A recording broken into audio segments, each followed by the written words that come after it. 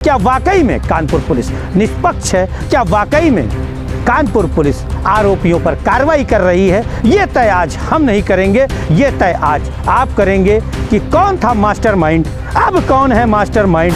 नमस्कार दोस्तों, मैं कमलेश फाइटर हाजिर हूँ लेकर के जन एक्सप्रेस की क्राइम एक्सप्रेस में बीती 3 जून को घटित हुई कानपुर में सांप्रदायिक हिंसा पर लेकर एक नई अपडेट।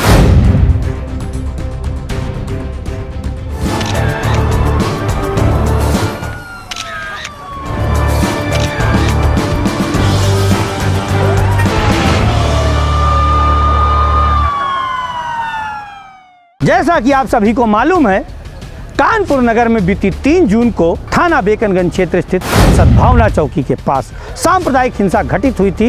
इस हिंसा में जो हिंसक लोग थे, जो उपद्रवी थे, उन्होंने चंद्रेश्वर हाते पर बमबाजी कर दी थी, गुम्मे पत्थर चलाए थे, गोलियां भी चलाई थी। ये हम नहीं कह रहे हैं, ये पुलिस की रिपोर्ट कह रही है। और जो वीडियो आए, जो फोटो आई, उनमें भी स्पष्ट है कि कहीं ना कहीं एक बड़ा मामला बन सकता था। लेकिन कानपुर कमिश्नरेट पुलिस के जो उस समय के अधिकारी थे, उनकी सूझबूझ के कारण जो एक सांप्रदायिक हिंसा महज चंद घंटों में निपट गई, उस पर काबू पा लिया गया। लेकिन क्या वाकई में कानपुर पुलिस ने आगे इसी क्षमता के अनुसार काम किया? क्या वाकई में कानपुर पुलिस निष्पक्ष है? क्या वाकई में कानपुर पुलिस आरोपियों पर कार्रवाई कर रही है? ये तय आज हम नहीं करेंगे, ये तय आज आप करेंगे कि कौन था मास्टरमाइंड, अब कौन है मास्टरमाइंड, किसे मिली है सजा और किसे नहीं मिली है सजा। ये तय अब आप करेंगे, क्योंकि आप ही सरकार चुनते हैं और आपकी ही चुनी गई सरकार के द्वारा कहीं ना कहीं पुलिस भी मॉनिटर होती है। इसलिए आज इस खबर में आप तय करेंगे कि कौन है मास्टरमाइंड, कौन है असली गुनहगार या कौन है निर्दोष। कानपुर हिंसा घटित होने के बाद सबसे पहले कानपुर पुलिस ने यह प्रदर्शित किया कि समाज सेवी हयात जफर हाशमी, जो जौहर एसोसिएशन का राष्ट्रीय अध्यक्ष था, उसे मास्टरमाइंड बताते हुए उसके साथ मोहम्मद जावेद आदि के साथ उसे जेल भेज दिया गया। लेकिन कुछ दिन बाद ही इस मामले में एक नया मोड़ आया, जब यहाँ के चर्चित बिल्डर हाजी वसीम और चर्चित व्यवसायी, जो बिरयानी के व्यवसायी के बादशाह माने जाते थे, मुख्तार बाबा उर्फ बाबा बिरयानी, इसके साथ साथ शफीक भतीजा, अकील खिचड़ी और शबनू बदमाश का भी नाम आया कि इन लोगों के द्वारा मिलजुल करके, जिसमें हाजी वसी मुख्तार बाबा ने फंडिंग की थी और उनका उद्देश्य था कि चंद्रेश्वर हाते को खाली कराया जाए। ये हम नहीं कह रहे हैं, ये पुलिसिया रिपोर्ट कह रही है। उसी के अनुसार हम आपको ये खबर भी दिखा रहे हैं। और हम आपको बता दें, जो बयान पुलिस ने दर्ज किए हैं मुख्तार बाबा के, उसमें स्पष्ट किया गया है कि जब हयात जफर हाशमी ने अपना ऐलान बंदी का वापस ले लिया तो हम सभी डर गए, जिसके बाद हमने शबनू बदमाश और D2 गैंग के जितने बदमाश थे उनका सहयोग लिया और उसके बाद चंद्रेश्वर हाते को खाली कराना जो हमारा उद्देश्य था, उसी के चलते हमने हिंसा में फंडिंग करते हुए हिंसा को बढ़ावा दिया, हिंसा को सांप्रदायिक हिंसा में बदलने का काम किया। चलिए फिर से हयात जफर हाशमी पर वापस आते हैं। हम आपको बता दें कि हयात जफर हाशमी के लिए जब 3 जून को सांप्रदायिक हिंसा भड़की तो तत्कालीन पुलिस कमिश्नर मीणा ने खुद एक निजी चैनल पर बयान किया था कि हयात जफर हाशमी का इस मामले में कोई रोल नहीं है। लेकिन उसके बाद दूसरे ही दिन जो 4 जून को FIR दर्ज की गई, उसमें हयात जफर हाशमी का नाम था। फिलहाल अब हम आपको बता दें, वर्तमान समय में हयात जफर हाशमी जेल में है।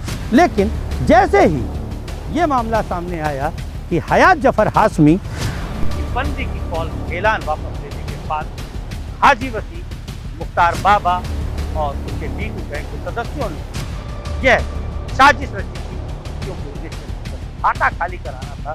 तो उसके बाद क्या हयात जफर हाशमी इस मामले का मास्टरमाइंड है या आरोपी है, तय आपको करना है।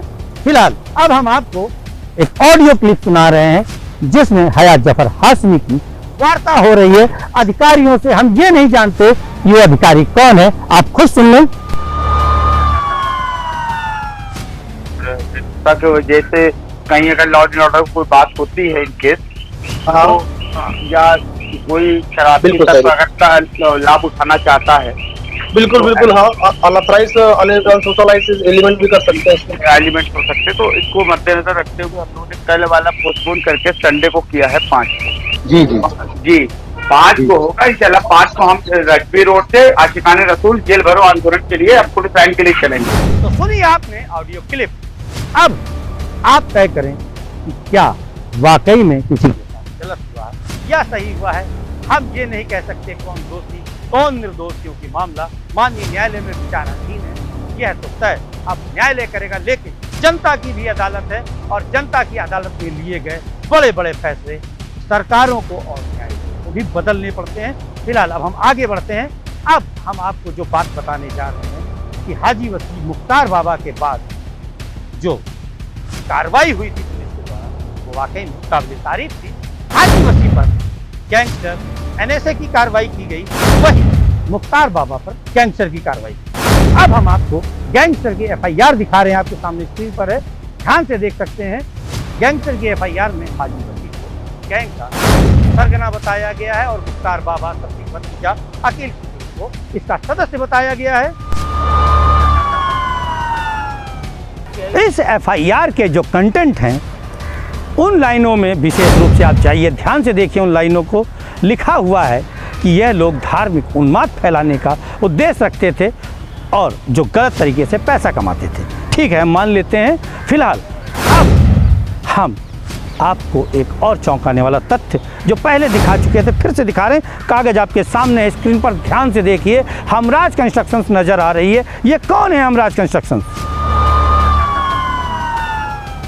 ये जो हमने आपको हमराज कंस्ट्रक्शंस के कागजात दिखाए थे, ये मिनिस्ट्री ऑफ कॉर्पोरेट अफेयर से पंजीकृत संस्था है और इस संस्था में बतौर डायरेक्टर कानपुर हिंसा में फंडिंग करने का आरोपी हाजी वसी डायरेक्टर है। और इसके बाद इसमें जो अन्य लोग डायरेक्टर हैं उनमें सपा विधायक इरफान सोलंकी की पत्नी नसीम सोलंकी, सपा विधायक इरफान सोलंकी के चाचा मिराज सोलंकी, भूमाफिया तारिक लारी की पत्नी खदीजातुल कुबरा के साथ साथ एक वसीम राइडर नाम का व्यक्ति भी इस कंपनी में शामिल है। और 2013 से ये कंपनी अनवरत चल रही है और सभी के सभी पार्टनर हैं। कहने की जरूरत नहीं है कि इस कंपनी को बतौर मदारी और कोई नहीं, सपा विधायक इरफान सोलंकी ही संचालित कर रहे थे। कारण ये है कि लाभ के पद पर वो इसलिए नहीं रह सकते क्योंकि कहीं ना कहीं वो विधायक हैं और हमेशा जीतते हैं जब से आज तक चुनाव लड़ते आ रहे हैं। लेकिन अब सबसे बड़ा सवाल कि गैंगस्टर हाजी वसी जो धार्मिक उन्माद फैलाना चाहता था, फैलाता था और उसने कानपुर हिंसा को अंजाम भी दिलवाया, उस हाजी वसी, उस गैंगस्टर हाजी वसी जो धार्मिक उन्माद फैलाकर जनता की जानें लेना चाहता था, उस हाजी वसी के साथ इरफान सोलंकी की गुमनाम कंपनी हमराज कंस्ट्रक्शंस के राज खुले। और जैसा कि हमारे देश का छोटे से छोटा, बड़े से बड़ा बच्चा तक जानता है कि अगर किसी आतंकी के साथ किसी का नाम जुड़ जाए तो उससे पूछताछ होती है। यहाँ तो आतंकी सोच रखने वाले हाजी वसी के साथ वर्षों से सपा विधायक इरफान सोलंकी अपनी गुमनाम कंपनी के माध्यम से कारोबार कर रहे थे और कारोबार को संचालित भी कर रहे थे। इस कंपनी ने चंद्रेश्वर हाते, जिसे पुलिस ने खुद अपनी स्टोरी में स्पष्ट किया है कि जो ये दंगा हुआ था चंद्रेश्वर हाते को खाली कराने के लिए हुआ था। ऐसे में चंद्रेश्वर हाते से जुड़ा बाटा का हाथा है और बाटा का हाथा हमराज कंस्ट्रक्शंस कंपनी की ज़मीन है। वहाँ पर वो कहीं ना कहीं वर्षों से प्लॉटिंग कर रहे हैं, प्लॉट बेच रहे हैं। ऐसे में अगर चंद्रेश्वर हाथा खाली होता तो लाभ किसको होता? लाभ होता सपा विधायक इरफान सोलंकी की गुमनाम कंपनी को, लाभ होता नसीम सोलंकी को, लाभ होता वसीम राइडर को, लाभ होता मेरा सोलंकी को। लेकिन जहां हमारे प्रदेश में मुख्तार अंसारी की पत्नी की कंपनियों की जांच के बाद जो उनसे जुड़ी कंपनियां हैं उन्हें उत्तर प्रदेश सरकार के यशस्वी मुख्यमंत्री योगी आदित्यनाथ के द्वारा की गई कार्रवाई का आधार बताते हुए कंपनियों तक को नेस्तनाबूद कर दिया जाता है। अभी हाल ही में अब्बास अंसारी को भी जेल जाना पड़ा, लेकिन 2013 से हमराज कंपनी बनाकर सपा विधायक इरफान सोलंकी पर्दे के पीछे से क्या क्या नहीं करते रहे। हम तो यहाँ तक कह सकते हैं कि जांच होनी चाहिए एनआरसी के दंगों की भी, एनआरसी के दंगों में भूमिका की जांच होनी चाहिए, हाजी वसी की, नसीम सोलंकी की, मेराज सोलंकी की और खदीजातुल कुबरा की, वसीम राइडर की और साथ ही साथ सपा विधायक इरफान सोलंकी की और सपा कनेक्शन की। कारण ये है कि अगर उत्तर प्रदेश में दंगे होते हैं वो भी खास करके योगी सरकार में, भाजपा की सरकार में, तो सबसे बड़ा लाभ सपा सरकार को मिलेगा, सपा विधायकों को मिलेगा। कहीं ऐसा तो नहीं जो कानपुर हिंसा है वो कहीं ना कहीं सपा की देन हो, सपा की धरोहर हो। एक बार ध्यान दीजिए कुछ बिंदुओं पर। 3 जून से पहले समाजवादी पार्टी के इरफान सोलंकी का अचानक शहर से गायब हो जाना, 3 जून को जो हिंसा को बढ़ावा देने वाले हैं उनमें खास करके निजाम कुरैशी जो सपा नेता है उसका शामिल होना, उसके साथ दर्जनों छुटभइये नेताओं का शामिल होना, लगातार पब्लिक को फोर्स करना कि आप दुकानें बंद कीजिए, आप काम बंद कीजिए, आप चल के दंगा करिए। हालांकि पुलिस ने निजाम कुरैशी को जेल भेज दिया, लेकिन क्या आपको मालूम है निजाम कुरैशी के साथ साथ और भी सपाई जेल गए हैं। ध्यान से देखिए स्क्रीन पर। नंबर 1 आपको निजाम कुरैशी हम दिखा रहे हैं, नंबर 2 पे आपको शहंशाह नैयर दिखा रहे हैं, नंबर 3 पर हम आपको अकील खिचड़ी दिखा रहे हैं और नंबर 4 पर हम आपको सबलू बदमाश दिखा रहे हैं। सबलू बदमाश भी इरफान का खास गुर्गा है और इस हिंसा में पुलिस ने उसके खिलाफ कोर्ट से NBW वारंट प्राप्त किया था, लेकिन अभी तक फिलहाल जो हमें जानकारी है सबलू बदमाश को गिरफ्तार तक नहीं किया गया है। तो देखा आपने, हमने आपको क्या कुछ दिखाया है।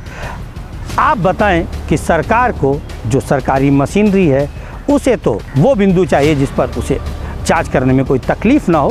कानपुर हिंसा में हमराज कनेक्शन की जांच क्यों नहीं हुई? कानपुर हिंसा में अभी तक सपा कनेक्शन की जांच क्यों नहीं हुई, जबकि प्रमाण सामने हैं? और यहाँ तक लोगों का कहना है कि जो आरोप पत्र पुलिस के द्वारा न्यायालय भेजे जा रहे हैं उनमें कहीं से कोई पुख्ता प्रमाण ही नहीं है।